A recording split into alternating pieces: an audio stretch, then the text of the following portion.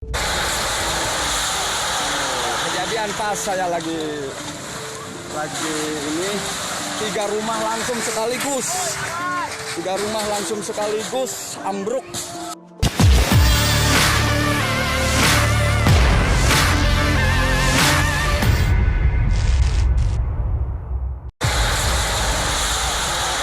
Kejadian pas saya lagi ini, tiga rumah langsung sekaligus ambruk.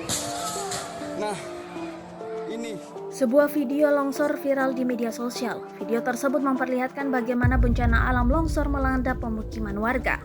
Video itu diunggah di berbagai akun anonim di media sosial. Diketahui kejadian tersebut terjadi di Rumpin, Kabupaten Bogor pada Jumat 10 September 2021. Longsor terjadi tidak hanya karena faktor hujan, tetapi diduga juga karena aktivitas tambang di sisi barat Desa Cipinang. Dilansir dari kompas.id, perusahaan tambang yang diduga turut memicu terjadinya longsor di Kecamatan Rumpin, Kabupaten Bogor, diminta bertanggung jawab dengan merelokasi warga dan membuka akses jalan yang terputus. Pada Senin 13 September 2021 masih terjadi longsor susulan. Kejadian itu membuat sejumlah warga berlari menyelamatkan diri.